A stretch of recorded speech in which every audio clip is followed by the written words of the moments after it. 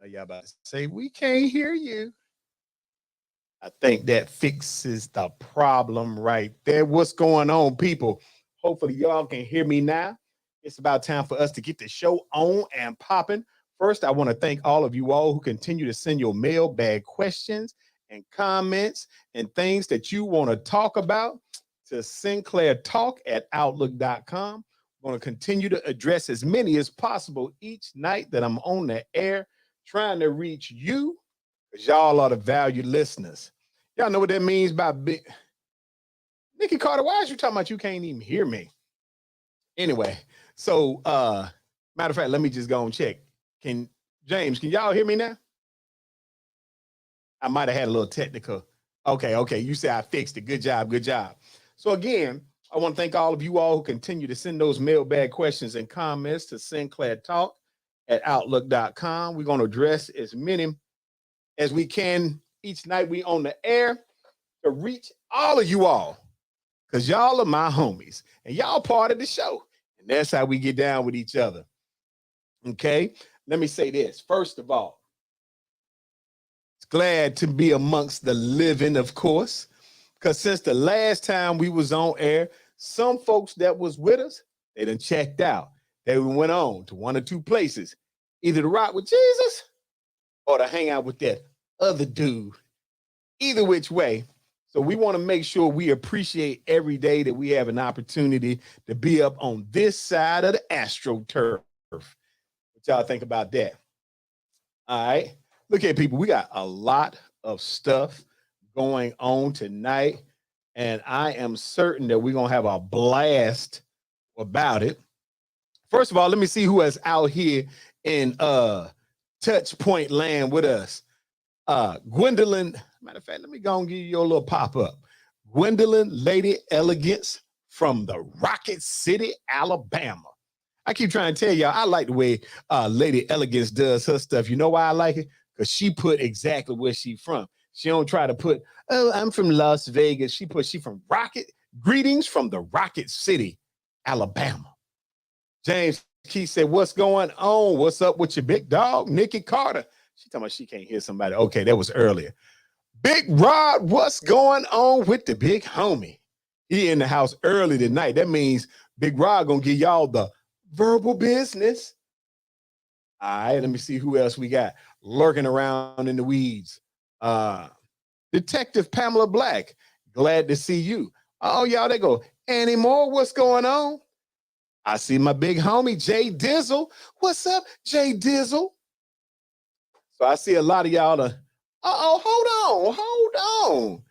Lady Elegance said yesterday was my birthday. Feeling mighty blessed. Well, look here, everybody who's on the Sinclair Show, if you out here in Facebook land or if you checking us out on YouTube, remember to like and subscribe so you can find out every time the Sinclair Show is coming on. But all y'all say happy belated birthday to Miss Gwendolyn Lady Elegance Pritchett, because that's how we get down. Let me see. Oh, they got my mama. Hey, mama. Nikki Carter, what's up with the fish crew? First of all, I haven't gone fishing. Second of all, I think I told you last time, there'll be no invitation to you to join the fish crew. Not happening. Not a chance on this planet. Nope. We ain't getting down like that. We're not putting anybody in the fishing club who can't put bait on their own hook. Matter of fact, see, y'all think I'm playing about this, but I'm being very, very serious. Okay. First and foremost, to be in any type of club, you have to do what the club does. It's like somebody saying, oh, I want to be in a hunting club, but I don't want to shoot nothing. I don't want to tote no gun. You ain't in the hunting club. You in the sightseeing club. You need to go down the street to where they bird watch at. That's really all you doing. Same thing with fishing. Nobody wants to go fishing with somebody when it turns into a job for them. You standing next to them, somebody got to run down there, put the bait on your hook. You catch a fish, somebody got to run back down and take the fish off the hook, put them up for you because you don't want to touch them. Nah. your membership will be declined. Just like when you reach out for them credit cards that you know good and well, your credit won't support. It gets the zero balance. James said, then you had to take off the fish. Absolutely, James. That's exactly what I'm saying. Ty Matthews, what's going on? Glad to see you. So for those that are sitting back and thinking that we are being less than fair with Nikki Carter, any of y'all, it ain't just because we got beef with her. It's any of y'all. I don't care if you a dude and you say you want to be in the fishing crew, the fishing club.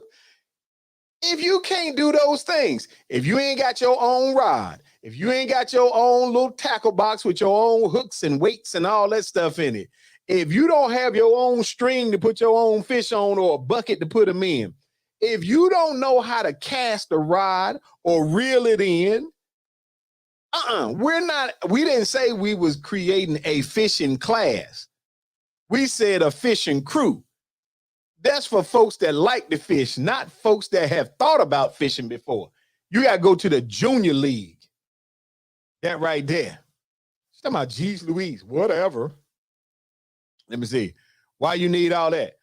You need all that because you're talking about going fishing. The fish are not going to jump in your boat. They're not going to jump in your bucket. They ain't going to jump in your hand just because you go out there and talk to them. Matter of fact, we're going to stop killing up Showtime talking about your wishful thinking because the answer is no. Simple. All right, look, people. Let me start off with my early monologue. I got some things that James says, see, that's why right there. Exactly. So let's begin tonight's monologue. I'm gonna start calling this portion my critical thinking moments. And there's a couple of things that as I was watching TV and probably perusing on YouTube or the internet or something, there were some things that came across that as I saw them, I said, that would be good for me to remind people that that's ignorant. Okay, first and foremost, let me advise you all, stop running up on folks thinking that you can beat folks and you ain't had no fight in a while. I'm so tired of seeing these videos with these Karens who are out here high stalking people. And to my white colleagues, my white brothers and sisters, I need y'all to understand something. Stop just running up on random Negroes, random black folks, trying to put your paws on them, disrespecting them in public. Do you realize that black folks are probably one of the groups of people who have gone through a significant amount of generational trauma and really are, to some degree, walk around on emotional edge all the time? So black folks aren't built to allow you just to approach them in a personal space and just be reckless with them. Now, this could have happened about 20 years ago because we were still under the emotional oppression stage. I'm just advising y'all because I'm seeing a lot of y'all get 2-3-piece dinners with them paws because y'all up here approaching and acting crazy.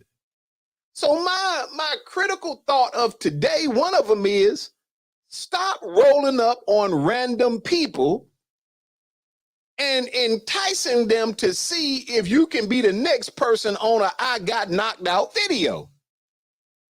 Today I watched a video where one of my white sisters jumped out the car, had a baseball bat. This time she wasn't even approaching one of us. She approached another white lady. Here's another sign for you all. If you're going to roll up on somebody with the intent of either committing an assault or inviting them to a physical altercation, don't pick the person that's already got on sweats or a workout outfit. That's generally a sign that they is in enough cardiovascular shape that they can probably rumble with you. This girl had a bat. when it swung at one of my other white sisters who happened to be in her little spring outfit, and she took that bat and commenced to putting about 100-piece snack pack on her. And I'm gonna tell y'all something that's funny to me. My white brothers, I'm gonna tell you one of the things I noticed about them. Her husband or boyfriend or significant other who was standing right there, dude walked over to her and said, "Come on, babe. I believe she gets it. I believe she understands that she's lost the fight." Y'all know what our white sister said to her? "I ain't getting up off her until she verbally says that she lost."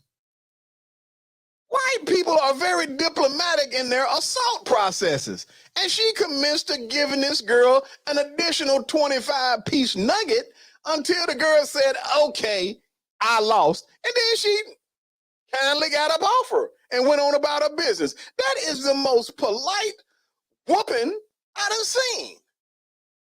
But again, the message is to those of you who keep picking on folks and stalking folks.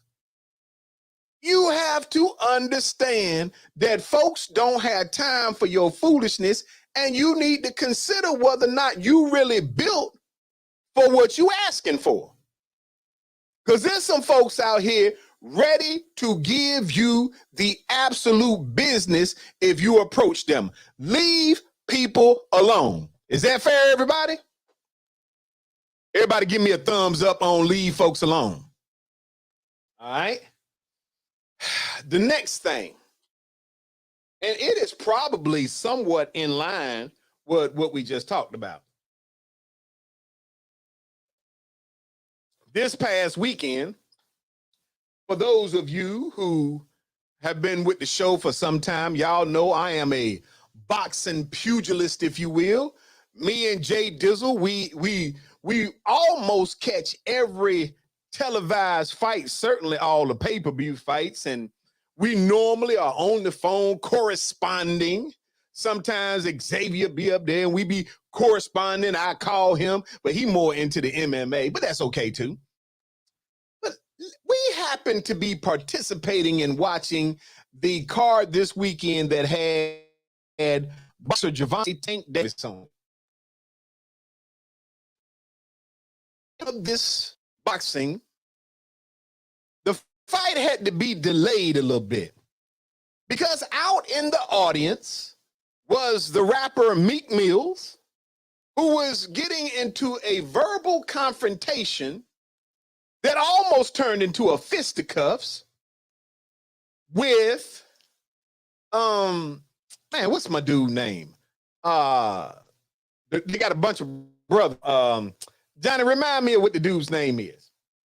While I'm waiting for Johnny to tell me the dude's name,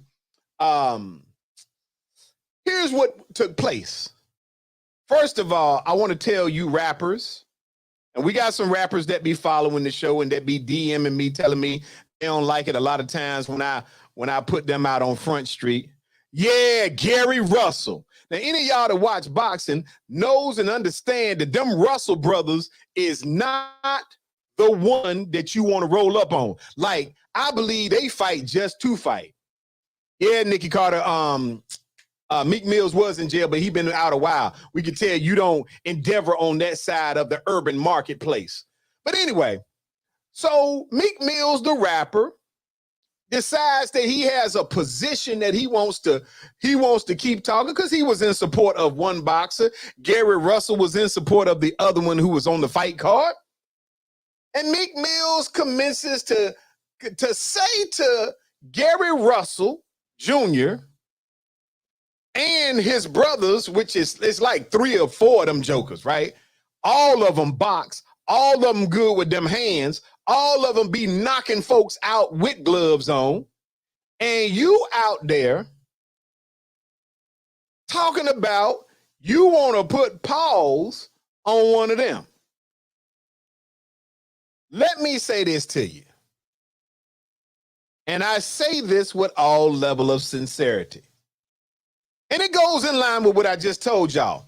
I don't care how many music videos you done shot. I don't care how many movies you done played a boxer in. I don't care how many times you go to your little personal gym and you got a personal trainer that got you hitting the bags and got you feeling like you could take on the world. Let me tell you something. You keep going to these boxing matches, talking reckless to some real boxers. There's a reason why they got to register their hands as some weapons, because they do that for a living. If you do anything part-time, okay, I wanna say this to you all, and I want all of you to take this in, and I want you to really process it.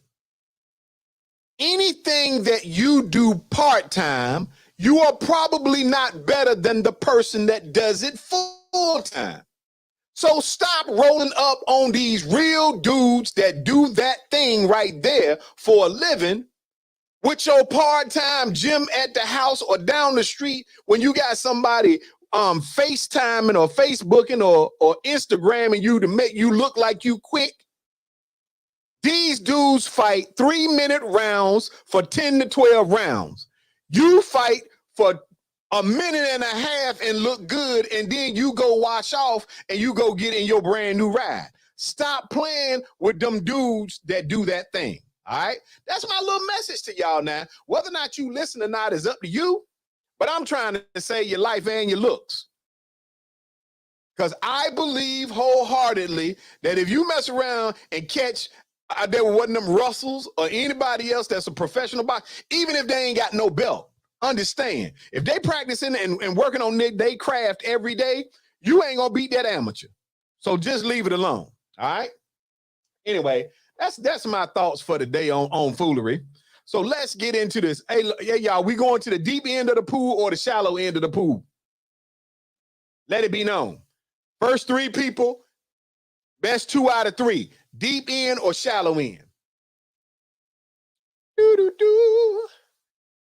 giving y'all an opportunity to vote. Let me see what I got. Deep end, shallow end. What say you all the people? Uh-oh. I got 2, 3 deeps. That's all I needed right there. All right. So let's look at what we got on the agenda. All right. Here we go. Let's start with this. A Wisconsin woman is accused of, now listen to this, people, and I want y'all to pay attention to it.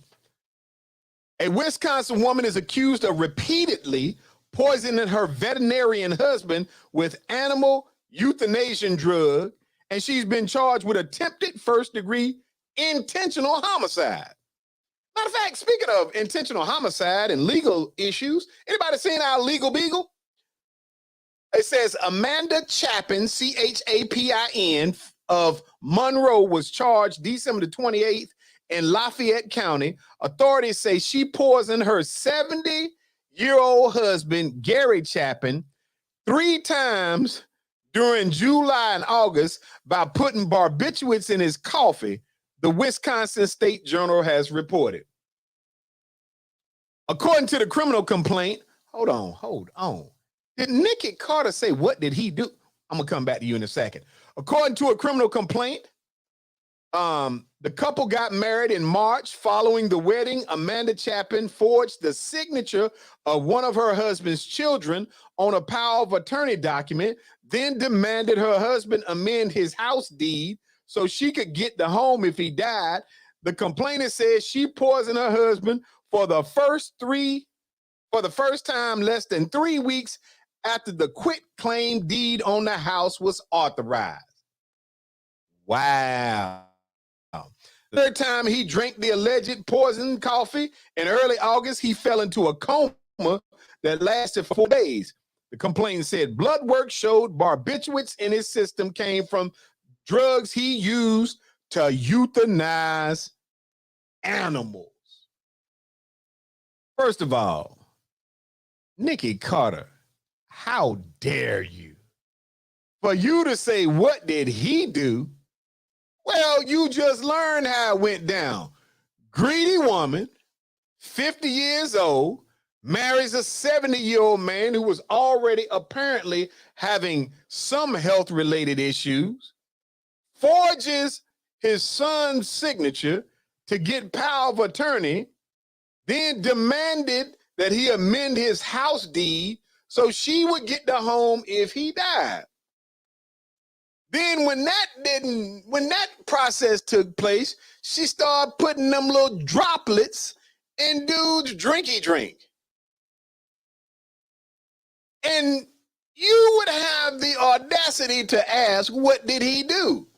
So you can't even accept, Nikki Carter, that there are some evil people, and in this case, it just happens to be a woman. Now, my disclaimer to the public is there are some shady dudes that have done things as well. Let me keep that because I don't want y'all to say I'm being one-sided. JC, what's going on, girl? Glad for you to pop in on us tonight. But the woman, 50 years old, marries the 70-year-old. Within weeks of doing that, she done forged the signature of his son, got power of attorney, confronted the sickly man with the, hey, you need to put me on this deed so if something happened to you, I could get the place. Then as soon as he do that, she started giving him them droplets. And Carter said exactly what you always picking on women. I ain't picking on nobody. That's not picking on them. Jane says she can't accept that the evil is a woman. Hey, all I'm saying to y'all is this. I should have everybody, regardless of your gender, should be thinking and saying to yourself, this chick was trifling. And ladies, that's why sometimes some of you don't have credibility in your outside of your circle of friends, because we already know birds of feathers flock together. So it's like, Nikki, you up here and you are really in some degree defending. What could he have done? Matter of fact, let's just go ahead and get in this.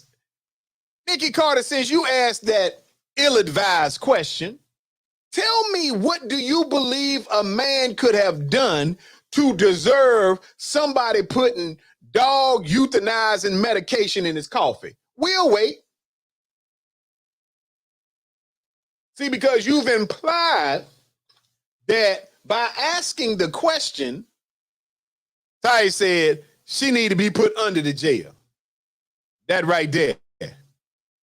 Nikki Carter said, I didn't defend her. Well, you did defend her if you came out with, what did he do? That was your initial question. You didn't wait on the facts. You said, what did he do? You already knew at the time when you asked that question that what she had done was put these dog euthanizing medication in his coffee.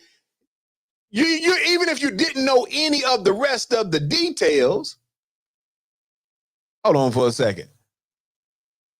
You said, was she in the wheel? Nikki Carter, are you listening? Let me say it one more time for people in the slow section. The bus that's not as long as the other bus section. The woman who was 50 years old married a gentleman that was 70 years old who happened to be a veterinarian. And within 3 weeks of them getting married, she forged the signature of one of his sons so that she could get power of attorney over him. Then she demanded that the gentleman put her on the homes so that if he died, she could take ownership of the home. Then, soon as that was done, she began giving the old sick man or the old man droplets of dog euthanizing medication in his coffee. She did it on 3 different occasions, one time putting the man into a coma. So I ask you again, if Nikki Carter, if you are not part of the Me Too movement, Gwendolyn Lady Elegance Pritchard said she was a gold digger from the very start. Now, I ain't saying she a gold digger, but y'all know the rest of it. Nikki Carter said that makes sense. What makes sense, Nikki Carter? It makes sense that she did it? You might want to get you some legal representation if that's what you're saying. Somebody get Cassandra on the Facebook, tell her she got a client that's gonna need her in superior court. So I'm saying this to you all because, one, when presented with this story, at first I ain't believe it. But clearly I went out and did my due diligence, and it's determined that it is true. You can look it up for yourself. And I want you all to think about this for a minute. There should be nothing. James said, nope, to her it makes sense. She talking his money. Okay, think about this, people. There should be no reason for a male or female to feel like you can poison somebody to get what they didn't work for. Now, while having a 20-year age gap in a relationship is probably somewhat strange, it doesn't necessarily mean that it has to be something nefarious on the mind of the younger person. Now, I will say this. James said, but 3 weeks in? Yeah, James, that's what I'm talking about. That's why I couldn't understand where Nikki Carter was coming from, because the facts as presented was she started her little process of thinking before they even got married. Because you didn't just conjure up this scheme on the day that you presented your nuptials. Although I can't believe that there are some women out here that they already got their thought box together about how they can take advantage of a situation. In this case, I believe, that's right, James, premeditated all day long. Because she went to work on getting his estate and everything else as soon as. But I go back to the premise of this. If you see a 70-year-old man with a 50-year-old woman, then generally we are looking funny at that situation anyway, because the question becomes, what would a 50-year-old woman want with a 70-year-old man?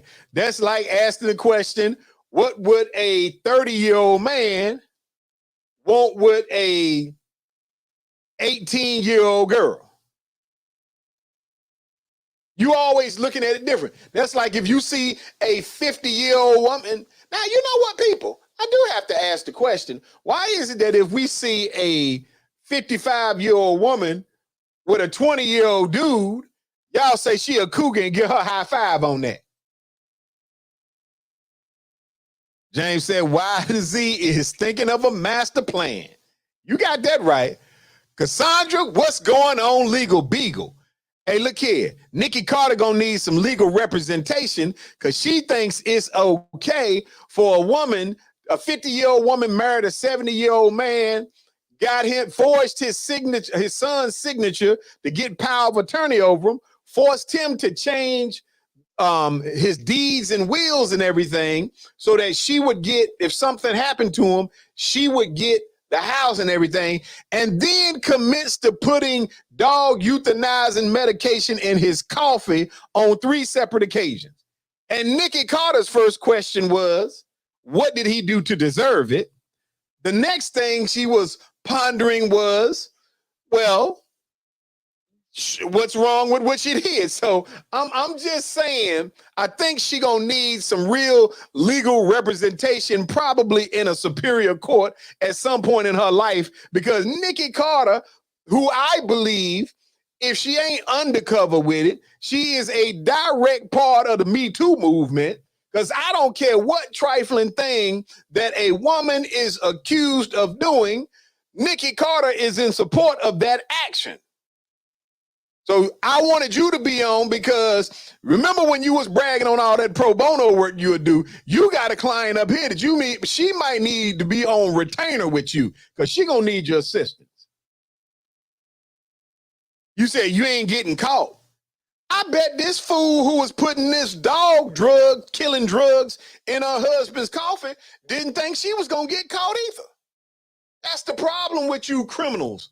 With you women that be watching Lifetime all the time, thinking of a way that you can do your man in.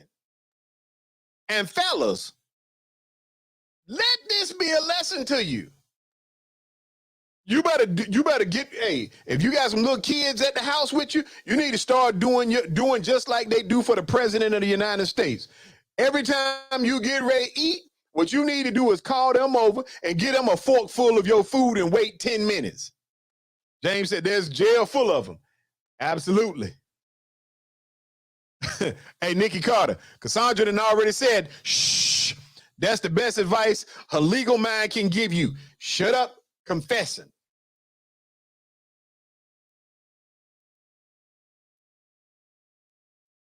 Nikki Carter said, you dudes better be on some act right.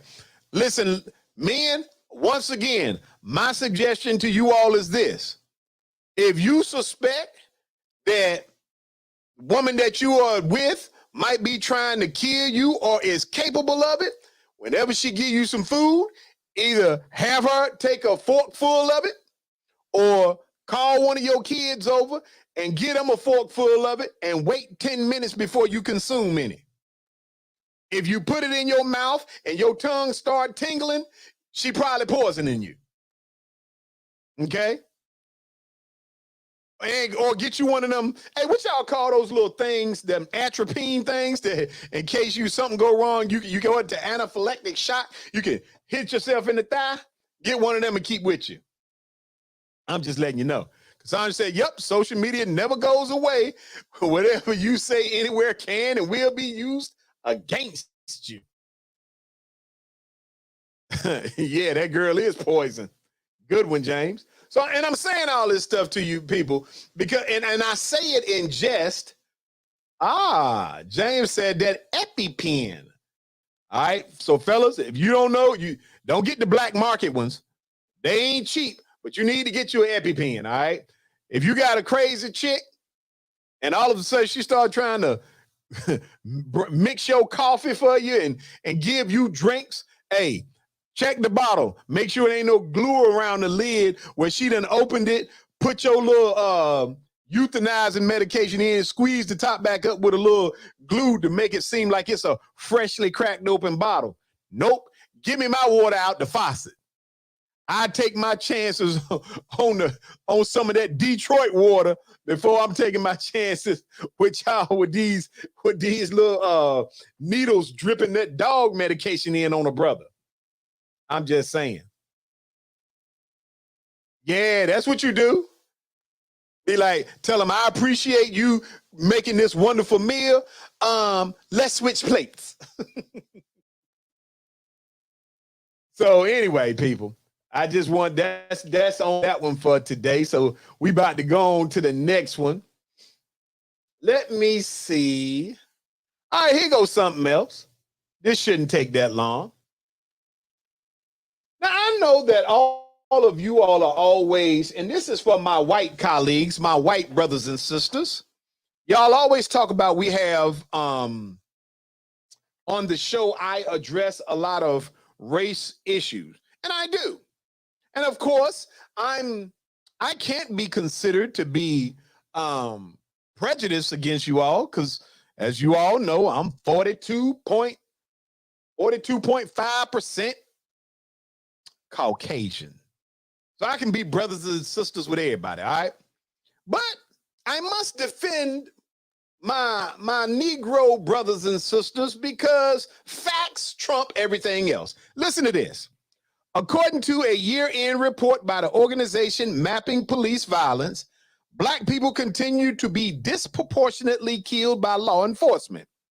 In addition to 2022 being the year where police killed 1,176, the highest we've seen in a decade, the research revealed that Black people made up 24% of those fatalities, even though we make up 13% of the population. In fact, there were only 12 days. Listen to this now. There were only 12 days in 2022 where cops did not kill someone.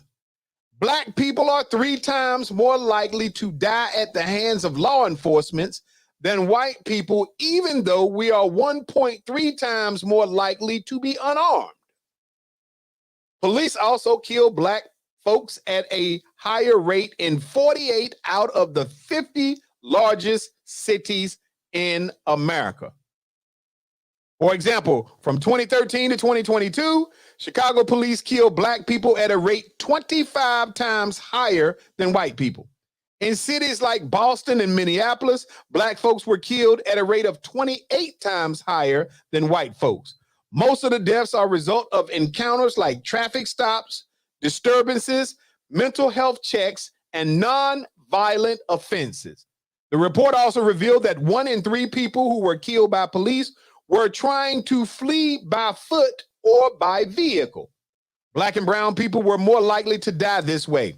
All in all, there's no accountability for these crimes since 98% of police killings from 2013 to 2022 have never resulted with an officer even being charged. All right, so to my white brothers and sisters, my white comrades, my Anglo-Saxon homies, I want y'all to listen to what I just said. Let me remix it for you, because I think that many times, and Ty said his hunting season is always in on us. Ain't nobody hunting you. You half white, girl. What is you talking about? You gonna get a pass. They might slap one of you, but they ain't gonna kill you. Anyway, let me say this to my white brothers and sisters. The reason why it is difficult for you all to process the way that we as Negroes feel about statistical data like this is because the media does an exceptional job of painting a picture of us as being savage, animalistic entities. James said rabbit season, duck season, black season. And let me elaborate for my white comrades. Consider this. Does it bother you when you see a video, be it from a chest cam of a police officer, dash cam, or a bystander, that shows officers giving instructions to a individual, be they black or white, and when they give it to black folks, most of the time they already have guns drawn. Now, for many folks in the African-American community, we are forced to consider, do we obey the verbal command, or do we allow our natural instincts for self-preservation to take over and say, if I am moving at a rapid pace and running in some level of diagonal motion, I have a better than average chance of surviving this incident. James said, like the disturbed guy with the knife. And I want you guys in white America to consider this, that we immediately, because of the volume, the sheer volume of African Americans who wind up either dead and or shot and or paralyzed because of being shot, our minds, our natural preservation goes to fight or flight.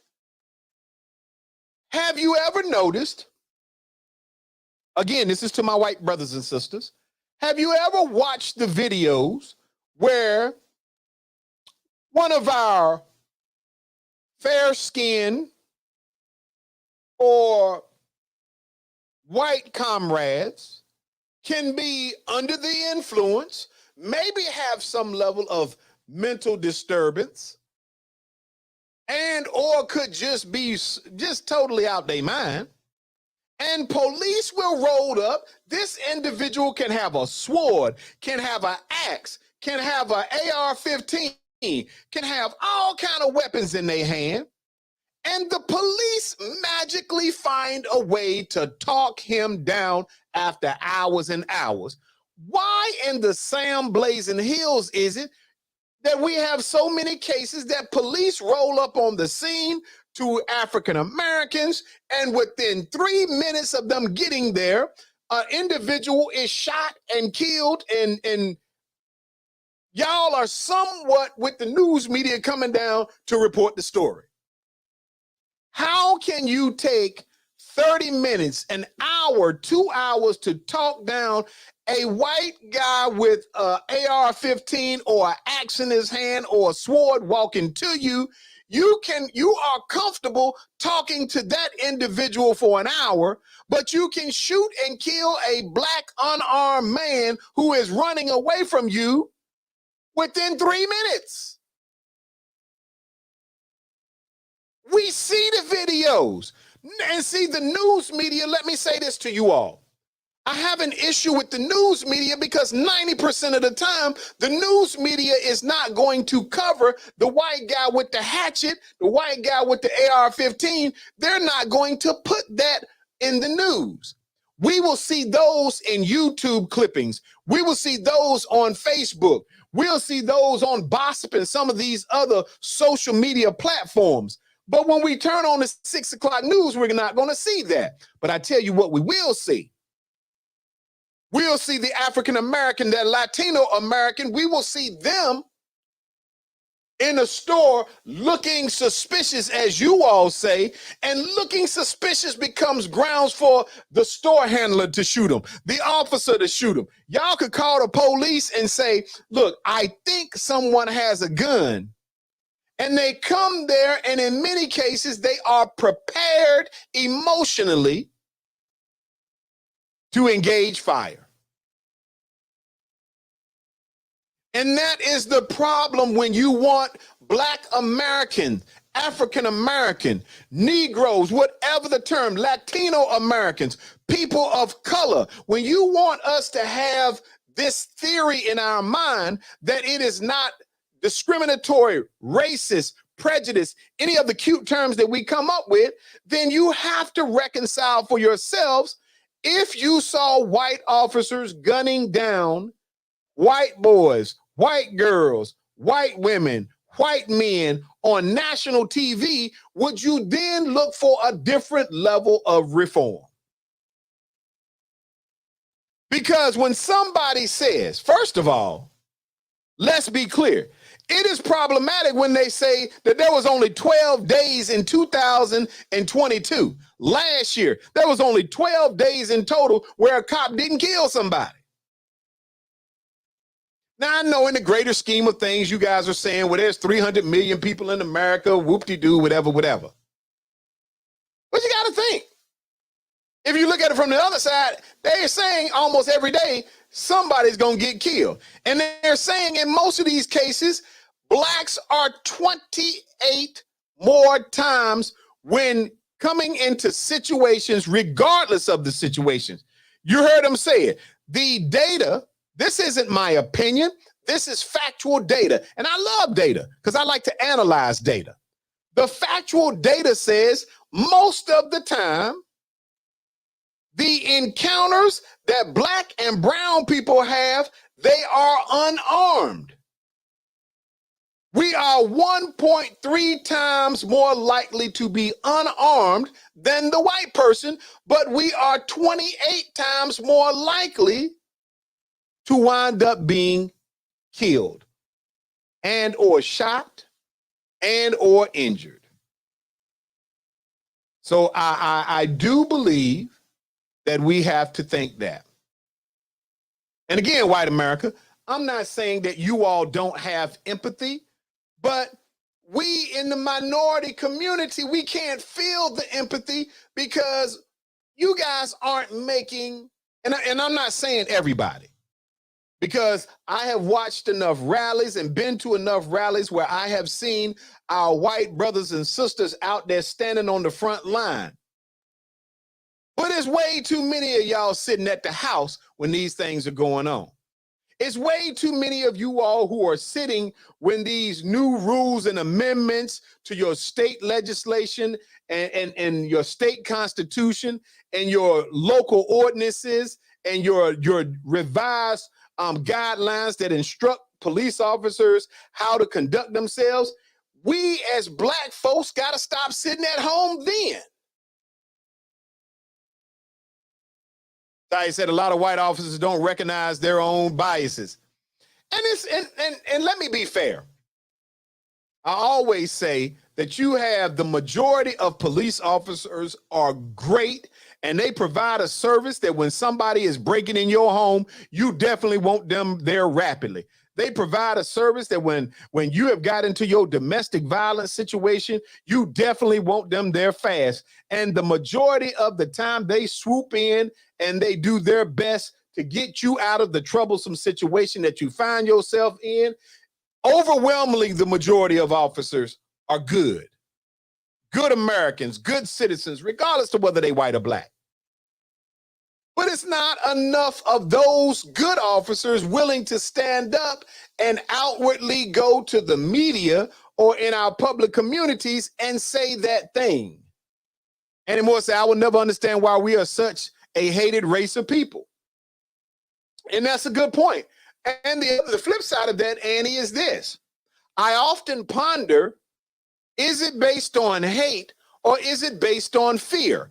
I have a different theory. My theory is that because of employment challenges, James said knowledge and DNA. All right. I believe that because of employment challenges and shortages in law enforcement in general, somewhat caused by the fact that we in the Black community have conditioned ourselves to dislike the police. Don't trust the police. Don't talk to the police. Snitches get stitches.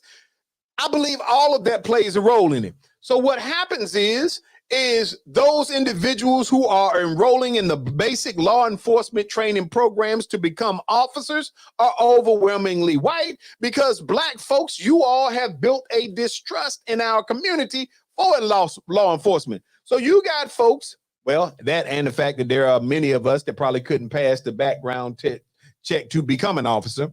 Ty said, around the world, hated and feared, used as social scapegoats, makes me sad. All right, but consider this as well. When we have created an environment within our own communities, we as in minorities, that we have a distrust, a dislike, and don't work with the police, which means our sons and daughters aren't overwhelmingly going out at a rapid rate to become officers, then that means most graduating classes, Nikki Carter said, we have a valid reason to be distrustful. I agree, we do. But I want you to consider this, and this is to my Black folks. The offset of our own actions is we don't have an overwhelming majority of Black officers because of our own stigmas that we have created. Esther Shepherd, what's going on, my armor bearer? Glad to see you.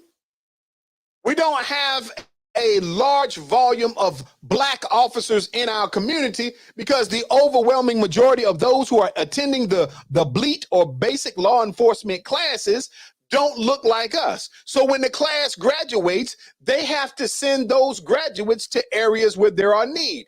Where do you think there are need? There are need in poor communities. There are needs in Black communities. So now I'm sending a young white graduate to work in an environment that's not his normal everyday environment. Meaning, if I sent a Black person to a Black person's house and he found an aggressive older man in there talking crazy with a stick in his hand, okay, here's what is likely to happen.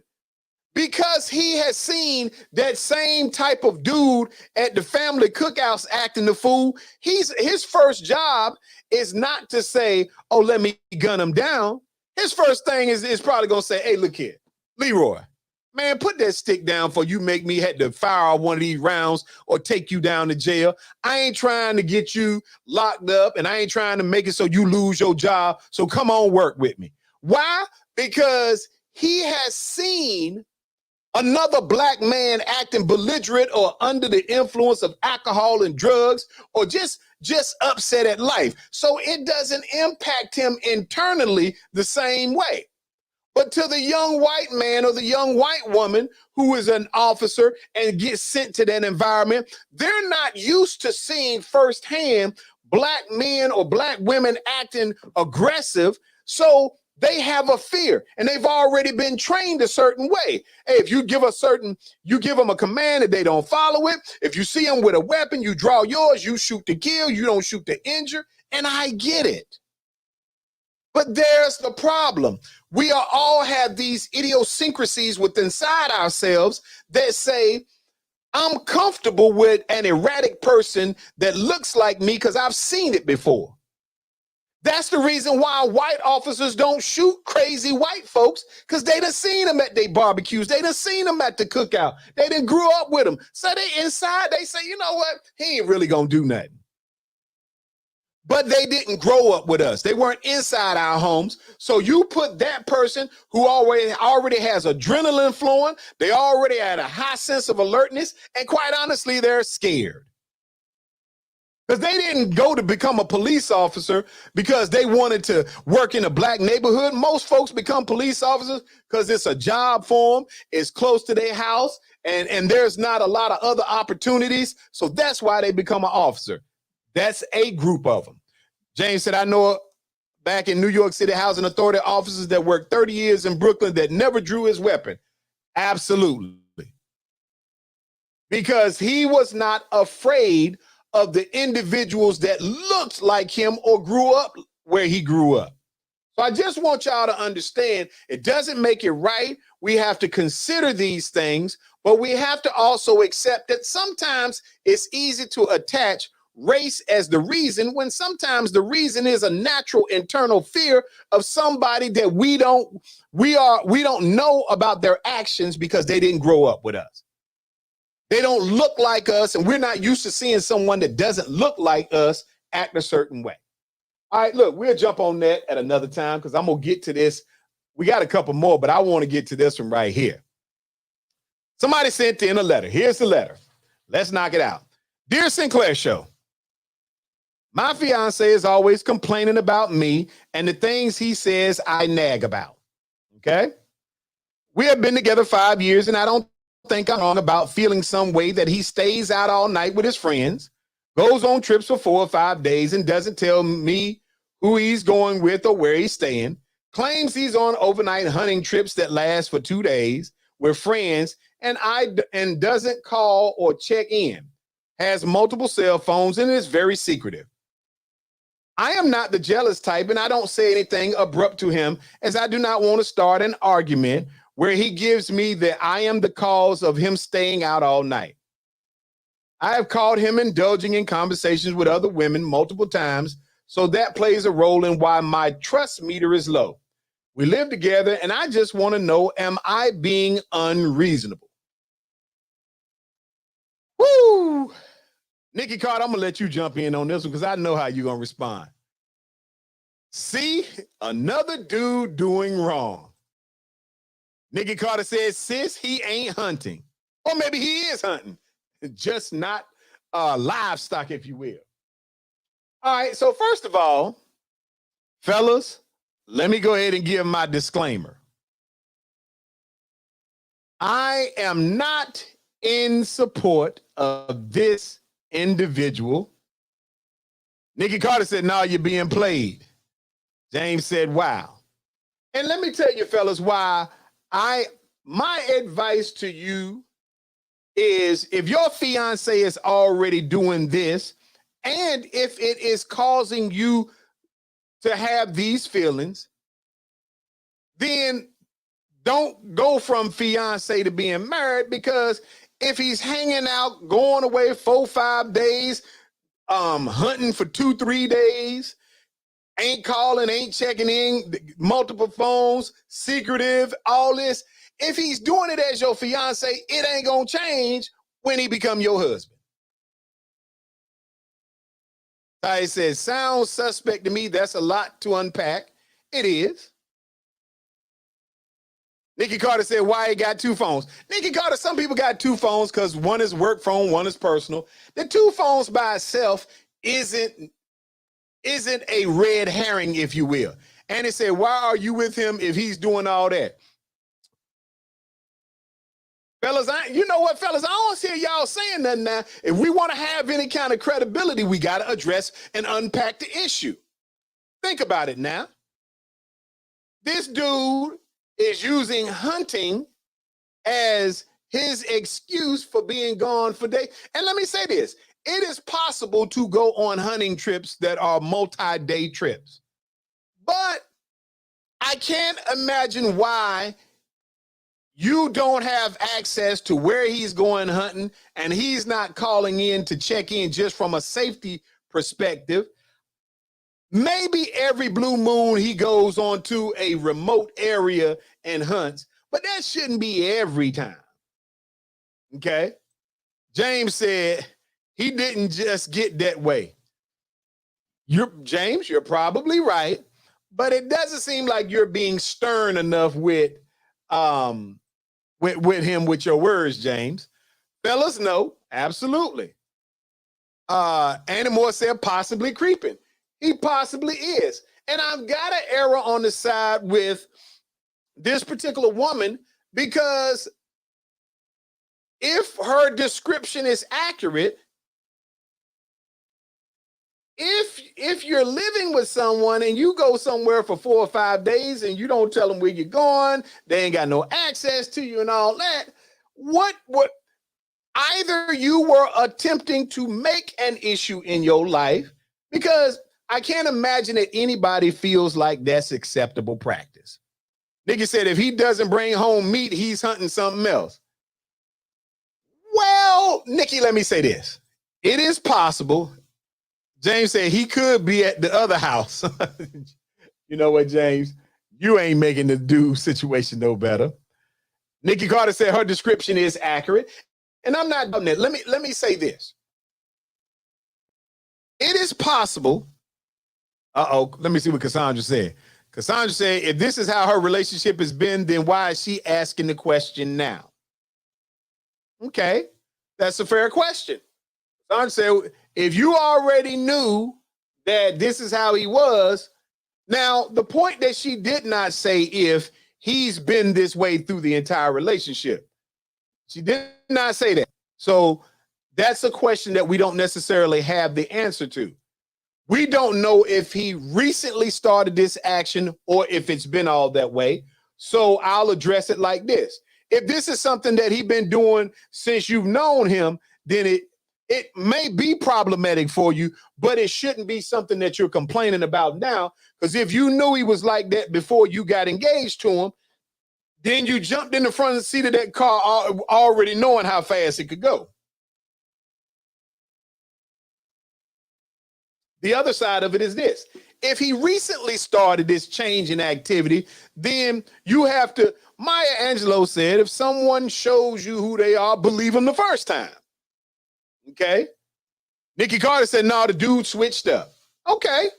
Boy, one thing about it, if y'all ever need an advocate for women's rights, it is definitely going to be Nikki Carter. But I got to agree with her in this instance. If he switched up and started acting this way, and this is not what was transpiring from the beginning, Ty said sometimes these things are slow builds. Could be. But my advice to you is this.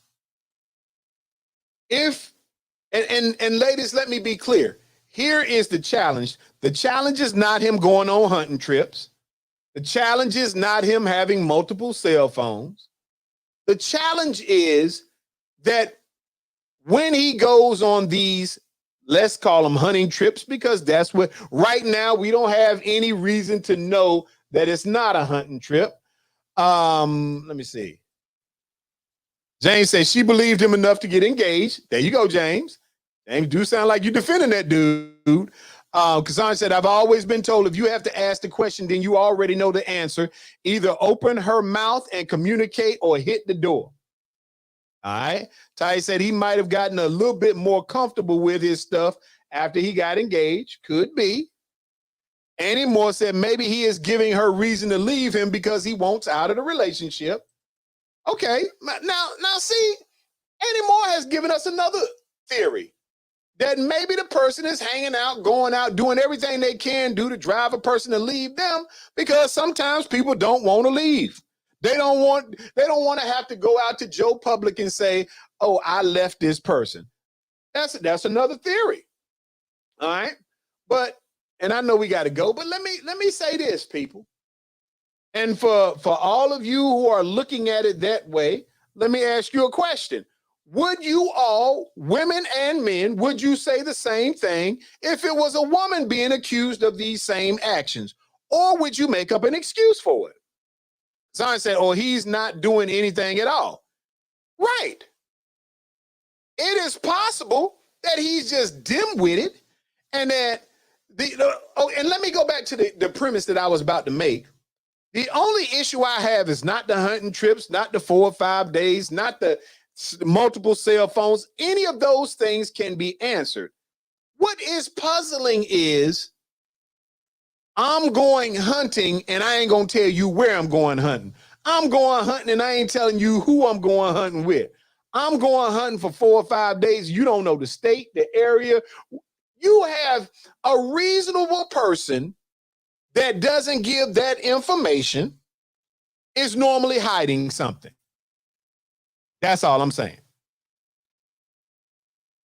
Cassandra says, same response from her, men or women. What about the rest of y'all? If it was a woman staying out 4 or 5 days at a time, 2 or 3 days, now you don't know where she's going, you don't know what she's doing, ain't gonna be no calls with her, but y'all feel the same way? Or is it just because it's a man talking about hunting trips? Someone said, if she never asked before, that could be why. Possibly. Nikki Carter said, yeah, that's a bit much. I agree, Nikki Carter. You and I are not at odds on this one, but the question remains, would you all say the same thing if it was a woman?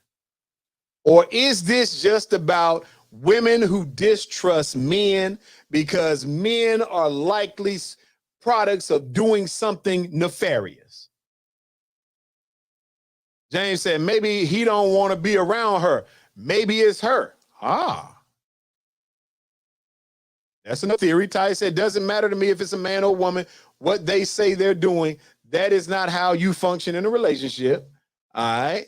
And he said, I agree with Cassandra. Cassandra said, boom, James, maybe she is the issue.